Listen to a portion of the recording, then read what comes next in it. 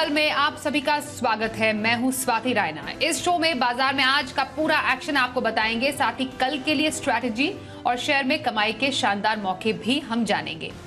और आप हमें शेयरों से जुड़े सवाल भेज सकते हैं, व्हाट्सएप करें। हमारा व्हाट्सएप नंबर है 9582222266। इसके अलावा आप सोशल मीडिया प्लेटफॉर्म्स का भी इस्तेमाल कर सकते हैं। फेसबुक पर @Zee Business ऑनलाइन और ट्विटर पर @Zee Business पर अपने सवाल भेजें, #बाजार आज और कल लिखकर।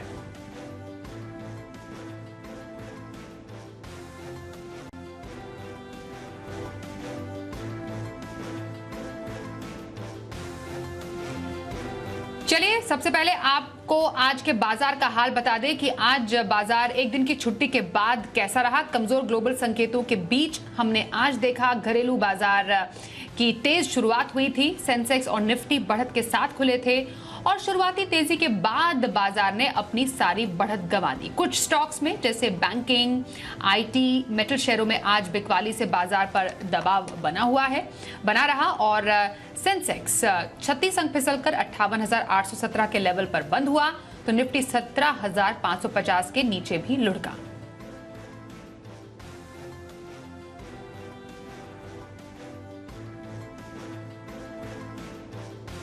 आइए रुक करेंगे आज के बाजार पर एडिटर स्टेक का। जी बिजनेस के मैनेजिंग एडिटर अनिल सिंह भी बता रहे हैं कि आज बाजार दिन भर एक छोटे दायरे में क्यों रहा। एक दिन की छुट्टी के बाद जब भारतीय बाजार आज लौटे तो बेहद सुस्ती के संकेत थे, यानी कि पिछले 2 ट्रेडिंग सेशन अमेरिका में बहुत ही छोटी सी रेंज में और क्लोजिंग भी हल्के से हरे या लाल निशान में, और डाउ फ्यूचर्स भी पूरी तरह से सुस्त, यानी कि 2 दिनों से ग्लोबल मार्केट्स में कुछ बड़ा एक्शन हुआ ही नहीं। कच्चा तेल वही $95-96 के आसपास, रुपया वहीं स्टेबल, बाकी डॉलर इंडेक्स में, अमेरिका के बॉन्ड यील्ड्स में कोई खास बदलाव नहीं। हाँ, हमारे यहाँ एक अच्छा फैक्टर जो था वो ये कि एफआईएस की तरफ से लगातार खरीदारी होती दिख रही है और 1600 करोड़ से ज़्यादा की सोमवार की खरीदारी का आंकड़ा ये कॉन्फिडेंस बढ़ाने वाला था। तो हमने शुरुआत मजबूती के साथ की और मजबूत शुरुआत करते 17,550 के आसपास ऊपर थोड़ी प्रॉफिट बुकिंग आई, वहां से हम लगभग 100 पॉइंट नीचे आए, 17,450 के आसपास सपोर्ट ले लिया, पूरे दिन भर इसी रेंज में 17,500 के आसपास टाइम पास किया और फाइनली क्लोजिंग हल्के से हरे निशान में 17,525 के थोड़ा ऊपर। बैंक निफ्टी यहां भी यही हाल था, 38,150 नीचे तोड़ा नहीं, 38,400 के पार निकले नहीं, इस छोटी सी 250 पॉइंट की रेंज में टाइम पास करके 38,300 के आसपास बंद होता हुआ दिखा बैंक निफ्टी भी। मिड कैप स्मॉल कैप शेयरों में भी स्टॉक स्पेसिफिक एक्शन काफी था। नतीजों का सीजन पूरे जोरों पर चल रहा है और जब इंडेक्स में मूवमेंट ना हो तो कई सारे स्टॉक्स ऐसे हैं जहां बड़ा कमाल का एक्शन और सेक्टर्स में भी बड़ा एक्शन देखने को मिला। तो बाजार अगले बड़े मूव के पहले वेट एंड वॉच वाले मूड में, क्योंकि एक तरफा तेजी होने के बाद अमेरिकी बाजार भी थोड़े सुस्ता रहे हैं, हमारे बाजार भी सुस्ता रहे हैं। हमारे लिए अच्छी बात यह कि हमारे लोकल ट्रिगर्स यानी कि तकनीकी तौर पर बाजार मजबूत है, क्रूड नीचे है और एफआईएस की खरीदारी है, लेकिन ग्लोबली बाजार थोड़े अच्छे रनअप के बाद सुस्ती के मूड में है। तो इसलिए हल्का फुल्का टाइम वाइज करेक्शन या कंसोलिडेशन जिसे आप कह सकते हैं वो बाजार में आज देखने को मिला है और कल है वीकली एक्सपायरी, तो उम्मीद करें कल बड़े एक्शन की संभावना बनेगी। चलिए अब कल के एक्शन की भी जरा चर्चा कर ले। हमारे साथ आनंद राठी सिक्योरिटी से सिद्धार्थ सिडानी है। सिद्धार्थ, आपका करते हैं शो में स्वागत। लगातार पिछले कुछ दिनों से बाजार के लिए पॉजिटिव संकेत ही मिले हैं। एफआईएस की खरीदारी लगातार जारी है। यूएस में महंगाई के आंकड़े आए हैं, जुलाई में महंगाई में कमी आई है। वहीं अमेरिकी बाजार भी काफी ज्यादा पॉजिटिवली रिएक्ट कर रहे हैं इसको लेकर। तो क्या समझे अभी इस पूरे आसपास के ट्रेंड से इंडियन मार्केट्स के चाल के लिए? देखिए स्वाति, गुड इवनिंग। और बाजार में मानता हूं मजबूत है, ऑल्दो थोड़े रेंज में है, बट काफी सारी पॉजिटिव खबरें हैं बाजार के लिए। रिजल्ट सीजन मेरे हिसाब से काफी अच्छा रहा। साथ ही साथ अगर देखा जाए तो मॉनसून काफी अच्छा स्प्रेड आउट है ओवरऑल पर्सपेक्टिव से। एफआई की बाइंग, साथ ही साथ कच्चा तेल थोड़ा नरम, तो ओवरऑल पर्सपेक्टिव से बाजार के लिए काफी पॉजिटिव खबरें हैं। मैं मानता हूं बाजार की चल पॉजिटिव रहेगी। हाँ, थोड़ी सी किसी दिन भागेगा, किसी दिन सांस लेगा, तो ओवरऑल पर्सपेक्टिव से बाजार पॉजिटिव रहेगा आने वाले टाइम के लिए। आपको स्टॉक स्पेसिफिक रहना है, सही स्टॉक में अगर रहे तो जरूर कमाई होगी। तो कमाई के मौके भी कहां पर तलाश सकते हैं, इस पर भी चर्चा कर लेते हैं सिद्धार्थ आपसे। अगर मीडियम टर्म का किसी का नजरिया हो, आप तो महीना 2 महीने के पर्सपेक्टिव से बताते हैं सिद्धार्थ, तो कहां पर खरीदारी की आप सलाह देंगे और लॉन्ग टर्म पर्सपेक्टिव के स्टॉक में रखा जा सकता है? जी, बिल्कुल। मीडियम टर्म पर्सपेक्टिव से अगर स्वाति बात करें, तो मुझे मैन्युफैक्चरिंग स्पेस काफ़ी मजबूत लग रहा है और उसमें से एक कंपनी है एल्गी इक्विपमेंट। एल्गी इक्विपमेंट पे खरीदारी की राय है, अभी का जो प्राइस होगा 447 के करीब होगा। स्टॉप लॉस आपको रखना है 416 का और आपको टारगेट रखना है 506 का। करती क्या है कंपनी? एयर कंप्रेसर की लीडर है, सेकंड बिगेस्ट कंपनी है भारत की, 22% का मार्केट शेयर है, 120 कंट्रीज में सप्लाई करती है। Q1 FY23 पहले तिमाही के जो नतीजे आए उसमें मुनाफों में बहुत अच्छा उछाल देखा गया, करीबन 68% का। क्लाइंट्स भी बहुत बड़े-बड़े हैं, हीरो, किया मोटर्स, एसीसी, डॉक्टर रेड्डीज, तो बहुत अलग-अलग सेक्टर्स में मार्की क्लाइंट्स हैं इनके और मैनेजमेंट एक्सपेक्ट कर रही है कि डबल डिजिट वॉल्यूम ग्रोथ होंगे और बहुत सारे प्रोडक्ट्स हैं। तो एल्गी इक्विपमेंट और लॉन्ग टर्म के लिए आपको कोई अगर स्टॉक खरीदना हो तो ऑटो एंसिलरी स्पेस से क्राफ्ट्समैन ऑटोमेशन मुझे काफी बेहतर लग रहा है। टारगेट आपको रखना है 3261 का, 3260 के करीब का टारगेट रखना है। ऑटो एंसिलरी की कंपनी है, पावर ट्रेन कंपोनेंट्स बनाती है और कमर्शियल व्हीकल में काफी एग्रेसिव है। ऑपरेटिंग लेवरेजेस इनके लिए बहुत कारगर साबित होंगे, जिसके कारण मार्जिन में भी एक्सपेंशन देखा जाएगा। 17% सीएजीआर ग्रोथ से रेवेन्यू ग्रो करेगा और मुनाफों में आने वाले 2 सालों के लिए आप 50% से ग्रोथ देख सकते हैं। क्राफ्ट्समैन ऑटोमेशन पे वैल्यू एडिशन काफी दमदार कर रहे हैं इनके प्रोडक्ट्स पे। ऑटोमेशन में लॉन्ग टर्म पर्सपेक्टिव से खरीदारी की राय है। टारगेट रहेगा 3260 का।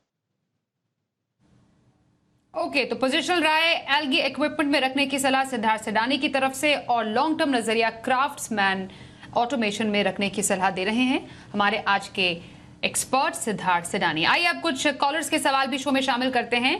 पहला सवाल व्हाट्सएप से इस वक्त हमारे पास आ रहा है। झांसी से अनुराग गौतम जी पूछ रहे हैं टाटा केमिकल्स के बारे में। 130 शेयर इनके पास है, 130 शेयरों पर इनकी खरीद 950 के स्टॉक इन्होंने लिए हैं इस लेवल पर। हमने देखा स्पेशली टाटा केमिकल्स नतीजों के बाद 13% उछला और वायदा का टॉप गेनर भी बना। इन्हें मुनाफा भी अच्छा है अपने इस खरीद पर। टाटा केमिकल्स में क्या राय देंगे सिद्धार्थ? बिल्कुल बने रहने की राय है स्वाति। टाटा केमिकल्स पे रिजल्ट्स दमदार आए हैं, स्टॉक में बहुत अच्छा उछाल रहा। हमारा जो लॉन्ग टर्म टारगेट है वो करीबन 1170 के आसपास का है। ये टॉप प्लेयर है सोडा ऐश का, ग्लोबल प्लेयर है, भारत में टॉप प्लेयर है सोडा ऐश का और बहुत सारे अलग अलग केमिकल्स बनाती है सोडा ऐश, सोडियम बाइकार्बाइड, सॉल्ट। तो मैं मानता हूं कि टाटा केमिकल पे बिल्कुल बने रहना चाहिए। बहुत मजबूत company Tata space. Tata chemicals में बने रहने की सलाह आ रही है सिद्धार्थ सिडानी की तरफ से आपके लिए। अगला सवाल भी लेते हैं। दिल्ली से नीरज सिंह हमें सवाल पूछ रहे हैं। इनका सवाल है संवर्धन मदरसन पर। 800 शेयर इनके पास है जिस पर इनकी खरीद है 140 रुपए 24 पैसे की और इन्हें काफी नुकसान भी है अपनी इस खरीद पर। स्पेशली कंपनी ने नतीजे भी घोषित किए और कमजोर नतीजे कंपनी ने पेश किए हैं। वायदा का टॉप लूजर भी बना कमजोर नतीजों के दम पर। संवर्धन मदरसन फिलहाल इस नुकसान के साथ क्या सलाह देंगे इन्हें करने की? देखिए, एक आध क्वार्टर का और इंतजार कर ले और अगर आपको सही ना लगे तो इससे निकल जाए और क्राफ्ट्समैन ऑटोमेशन पे स्विच कर जाए। ओके, संवर्धन मदरसन से निकलकर क्राफ्ट्समैन ऑटोमेशन में एंट्री लेने की सलाह यहां पर आ रही है हमारे आज के एक्सपर्ट सिद्धार्थ सिडानी की तरफ से। चलिए अगला सवाल लेते हैं। हमारे पास कानपुर से हरिओम त्रिपाठी सवाल पूछ रहे हैं। एनएलसी इंडिया है इनका स्टॉक और 25,000 शेयर इनके पास हैं। 75 इनकी खरीद है एनएलसी इंडिया पर। एनएलसी इंडिया में फिलहाल काफी ज्यादा नुकसान पर है। ये 20,000 का नुकसान इन्हें हो रहा है स्टॉक पर। क्या करेंगे? देखिए, बने रहने की सलाह मैं मानता हूं। स्टॉक परफॉर्म कर सकता है medium to long term perspective से। नतीजे भी ठीक ठाक रहेंगे तो आपको बने रहने की सलाह। ओके, तो एनएलसी इंडिया नुकसान तो है लेकिन बने रहने की सलाह आ रही है सिद्धार्थ सिडानी की तरफ से। वलसाड से सागर तिवारी का सवाल लेते हैं। अदानी ग्रीन पर ये सवाल पूछ रहे हैं। 156 शेयर इनके पास है जिस पर इनकी खरीद है 2,700 की। अदानी ग्रीन पर फिलहाल इन्हें नुकसान काफी ज्यादा है। फिलहाल इस नुकसान का क्या करेंगे सिद्धार्थ? देखिए, नुकसान तो है बट मैं मानता हूं कि इससे निकल जाने की सलाह और दूसरी कंपनियों पे आप बेट करें पोजिशनल तौर पे एलगी इक्विपमेंट पे आ जाए। अदानी समूह पे कोई भी कंपनियों पे हमारी सलाह या कोई राय नहीं है, तो मैं कहूंगा कि आप स्विच कर ले। एलगी इक्विपमेंट टारगेट करीबन 506 का। ओके, एलगी इक्विपमेंट्स में स्विच करने की सलाह फ्रॉम जो आपका अभी करंट शेयर है अदानी ग्रीन से। चलिए आगे बढ़ते हैं और अगला सवाल भी लेते हैं। कोलकाता से अरिंदम राहा सवाल पूछे, कोल इंडिया इनके पास है 100 शेयर इनके हैं और 110 है कोल इंडिया पर इनकी खरीद। फिलहाल कोल इंडिया पर इन्हें मुनाफा अच्छा है, इस मुनाफे के साथ क्या स्ट्रैटेजी रखने की सलाह देंगे सिद्धार्थ? देखिए, बहुत स्लो मूविंग स्टॉक है। अगर आपको इसको ये राज आता है तो आपको बने रहना चाहिए। डिविडेंड यील्ड बहुत दमदार है, तो आप बने रहिए। और अगर आपको फास्ट मूविंग कोई स्टॉक चाहिए तो मैं मानता हूं कि आप दूसरी कंपनियों पे भी ध्यान दे सकते हैं, जैसे कि मैं मानता हूं एलगी इक्विपमेंट हो गया या क्राफ्ट्समैन ऑटोमेशन। बट अभी के लिए 1-2 क्वार्टर के लिए बने रहने की सलाह। तो 1-2 क्वार्टर के लिए बने रहने की सलाह कोल इंडिया में आपके लिए आ रही है हमारे आज के एक्सपर्ट सिद्धार्थ सिडानी की तरफ से। अगला सवाल सियोनी से ओम प्रकाश बघेल पूछ रहे हैं। 2 स्टॉक हैं इनके सिद्धार्थ, एक एक करके लेवल्स बता देते हैं आपको। सीडीएसएल 100 शेयर इनके पास है, इस पर इनकी खरीद है 1500 की। तो सीडीएसएल में तो ये नुकसान पर है, 33,000 से ऊपर का नुकसान है फिलहाल इन्हें। और आईआरसीटीसी के 60 शेयर है इनके पास और आईआरसीटीसी पर खरीद है इनकी 60 शेयर पर 850 की। इसमें भी इनका नुकसान है, 10,000 से ऊपर नुकसान झेल रहे हैं अभी। सीडीएसएल और आईआरसीटीसी दोनों में क्या करें? देखिए, सीडीएसएल पे तो पहली बात आपको बने रहना चाहिए, क्योंकि ग्रोथ ओरिएंटेड स्टॉक है। जितने भी अकाउंट्स ऐड होते हैं कैपिटल मार्केट्स में, वो सीडीएसएल को फायदा होता है। कमोडिटी स्पेस और दूसरे स्पेस में भी रिपोजिटरी का काम करती है, तो मैं मानता हूँ इस पे बने रहिए। आईआरसीटीसी की बात करें तो आप इससे निकल जाए और आईआरसीटीसी से आप स्विच कर जाए। कोई भी ऐसी unique company, platform based company पे अगर आपको स्विच करना हो तो एक कंपनी है जो प्लेटफॉर्म बेस्ड है, नए जमाने का बिजनेस है, एफल इंडिया। इस पे आप स्विच कर जाए। ये ऑनलाइन मोबाइल मार्केटिंग की कंपनी है, बहुत मजबूत कंपनी है। इस पे आप स्विच कर जाए और खरीद लें। ओके, तो सीडीएसएल में बने रहने की सलाह आ रही है सिद्धार्थ सिडाने की और आईआरसीटीसी से एग्जिट लेने का सुझाव आपके लिए आया है हमारे आज के एक्सपर्ट सिद्धार्थ सिडाने की तरफ से। अगला सवाल लेते हैं श्री गंगानगर से सतीश हमें सवाल पूछ रहे हैं। टेक महिंद्रा है इनका स्टॉक, 80 शेयर है इनके पास, जिस पर इनकी खरीद है 1380 की। टेक महिंद्रा पर फिलहाल इन्हें नुकसान काफी अच्छा खासा झेलना पड़ रहा है। टेक महिंद्रा क्या राय देंगे सिद्धार्थ? देखिए सॉरी, जिस हिसाब से 5G की टेक्नोलॉजी की बिडिंग अभी जस्ट समाप्त हुई पिछले हफ्ते, तो मैं मानता हूं कि ये कंपनी टेक्नोलॉजी की कंपनी है, बट 5G के सपोर्टिंग बहुत सारे सॉफ्टवेयर टेक्नोलॉजी लाती है और इस पे बने रहने की सलाह, क्योंकि टेक महिंद्रा बहुत ही अच्छी कंपनी है। नतीजे ठीक ठाक है, आने वाले समय में और भी नतीजे बेहतर होंगे। तो टेक महिंद्रा आईटी कंपनी पे बने रहने की सलाह। तो दमदार फंडामेंटल्स के दम पर टेक महिंद्रा में बने रहने की सलाह आ रही है सिद्धार्थ सिडानी की तरफ से। एक कॉलर इस वक्त हमारे साथ है, बात करते हैं उनसे। सिंहभूम से आदित्य करण हमारे साथ है। आदित्य जी, स्वागत करते हैं आपका शो में, बताइए क्या सवाल है आपका? धन्यवाद मैम। मैं ओएनजीसी का 220 शेयर खरीदा हूँ 138 के भाव से। तो अभी क्या मैं बने रहूं या फिर कब तक रखना चाह रहे हैं ओएनजीसी? ये ओएनजी का है मेरा 138 का भाव से है, 220 शेयर खरीदा हूँ। नहीं, कब तक रखना चाह रहे हैं? लॉन्ग टर्म पर्सपेक्टिव की शॉर्ट टर्म के लिहाज से? लॉन्ग टर्म के लिए नहीं रखना चाहते हम। ओके, ओएनजीसी क्या करें? फिलहाल कुछ नुकसान है इन्हें सिद्धार्थ? निकल जाने की सलाह, क्योंकि उनका पर्सपेक्टिव शॉर्ट टर्म है। पर्सपेक्टिव शॉर्ट टर्म है तो कच्चा तेल नरम हो रहा है, और जब कच्चा तेल नरम होता है तो जो भी अपस्ट्रीम कंपनियां हैं ओएनजीसी वगैरह, इन पे थोड़ा सा नुकसान या दबाव रहता है। तो मैं कहूंगा निकल जाने की सलाह, दूसरा आप विकल्प ढूंढें। ओके, ओएनजीसी शॉर्ट टर्म का क्योंकि पर्सपेक्टिव है तो आपको एग्जिट की सलाह यहां पर दे रहे हैं सिद्धार्थ सिडानी। ग्वालियर से रघुवेंद्र सिंह चौहान का सवाल लेते हैं। अनुपम रसायन इनका स्टॉक है और इनके लेवल्स काफी इंटरेस्टिंग है। 77 शेयर @777, तो 77 शेयर 777 के लेवल पर इन्होंने लिए हैं। नुकसान पर है अभी फिलहाल अनुपम रसायन में।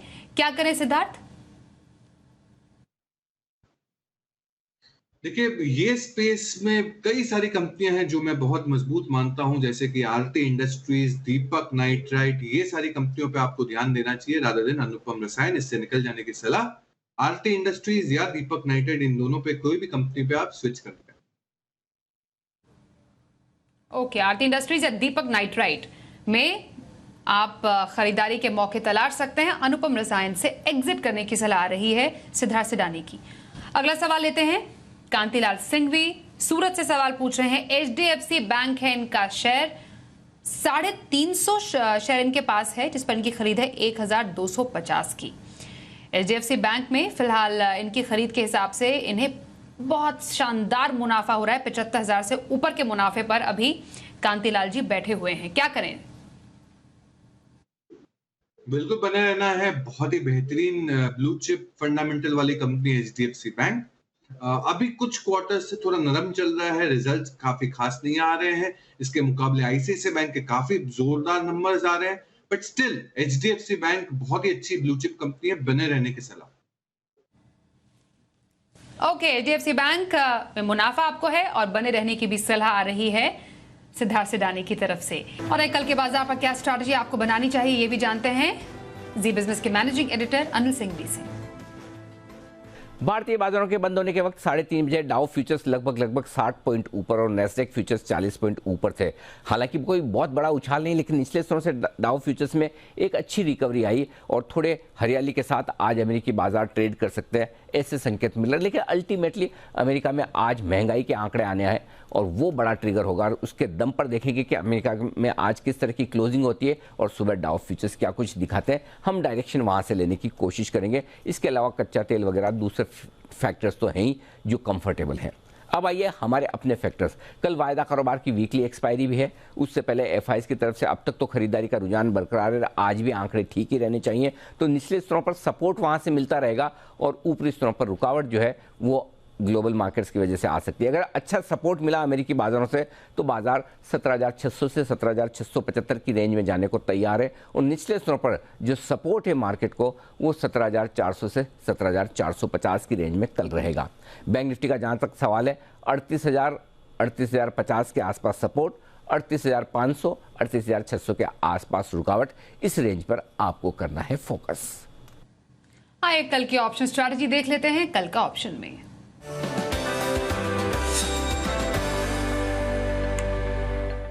मोतीलाल ओसवाल के चंदन तापड़िया से करते हैं बात। चंदन जी वेलकम, बताइए कल ऑप्शन के जरिए कहां पर मौके बनेंगे?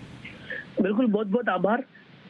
सबसे पहले तो हम निफ्टी की बात करें तो निफ्टी पिछले 3 दिनों से अपने सपोर्ट को ग्रेजुअली ऊपर की तरफ शिफ्ट हो रहा है। लगातार पिछले 7 दिनों से यहाँ पे हायर लोज के फॉर्मेशन बन रहे और आज के दिन बाजार ने 17,442 के अहम सपोर्ट से ऊपर की तरफ टर्न हुआ। तो जिस हिसाब से बार बार डिक्लाइन पे जो सपोर्ट शिफ्ट हो रहे हैं और मेजर सपोर्ट यहाँ पे वर्क कर रहे हैं, हमारे ऐसा मानना है कि 17,442 एक मेजर सपोर्ट का काम करेगा इस रैली को ऊपर में 17,777 तक ले जाने के लिए। तो निफ्टी में यहाँ पे हमारी पॉजिटिव बायस रहेगी, 17,442 का सपोर्ट, 17,777 के अपसाइड। अब हम स्टॉक वाइज बात करते हैं तो सबसे पहला ट्रेड सेटअप रहेगा बीएल पे। देखेंगे आप कुछ दिनों से डिफेंस रिलेटेड काउंटर काफी अच्छे चल रहे हैं।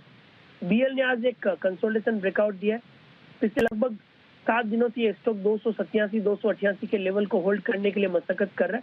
आज उसके आसपास जिस हिसाब से डिसाइसिव क्लोज दे रहा है और स्टॉक अपने लाइफ टाइम हाई टेरिटरी में है, लग रहा है यहाँ से 300-305 तक के मूवमेंट आने चाहिए। तो 290 की बीएल की कॉल लेने की सलाह रहेगी। 7 रुपए के आसपास ले, 4 रुपए का स्टॉप लॉस, 13 रुपए के टारगेट आपको यहाँ पे मिलेंगे। अब दूसरे ट्रेड सेटअप की बात करेंगे, वो रहेगा ऑटो से टाटा मोटर्स। टाटा मोटर्स आप देखोगे लगभग आज से 7-8 दिन पहले काफी अच्छा रनअप दिखाया, 427 से 485 तक का मूवमेंट हुआ। उस मूवमेंट ने इसने 444 और 462 के हर्डल को डिसाइसिवली वर्क किया। अभी रिसेंटली भी इसने 456-62 का सपोर्ट बना के ऊपर की तरफ निगेशन कर रहा है नेगेटिव प्राइस पैटर्न का। इसके लिए टाटा मोटर्स में पॉजिटिव बायस रहेगा 462 के सपोर्ट से ऊपर में लगभग 488-500 तक के लेवल के लिए। तो 480 का टाटा मोटर्स का कॉल लो, 13 रुपए के आसपास है, 9 रुपए का स्टॉप लॉस, 21 रुपए तक के टारगेट आपको यहाँ पे दिखाई दे सकते हैं। धन्यवाद चंदन जी ऑप्शन स्ट्रैटेजी कल के लिए बताने के लिए। और सिद्धार्थ, कल के लिए या फिर 1-2 दिन का नजरिया हो किसी का, तो कौन सी पिक रहेगी आपकी? बिल्कुल स्वाति, और 1-2 दिन के नजरिए के लिए आपको खरीदना है कंटेनर कॉर्पोरेशन। कॉनकॉर पे खरीदारी की राय है। 689 ने 690 के करीब का क्लोजिंग है। स्टॉप लॉस आपको रखना है 672 का और टारगेट रखना है 717 का। कंटेनर कॉर्पोरेशन पे खरीदारी की राय है। बहुत ही बेहतरीन कंपनी है in terms of logistic parks वगैरह। तो मैं मानता हूं कि कंटेनर कॉर्प पे 1-2 दिन के पर्सपेक्टिव से खरीदारी करें। 1-2 दिन के पर्सपेक्टिव से कॉनकॉर में खरीदारी करने की सलाह सिद्धार्थ सेडानी की। सिद्धार्थ, बहुत धन्यवाद करेंगे आपका हमारे साथ शो में शामिल होने के लिए।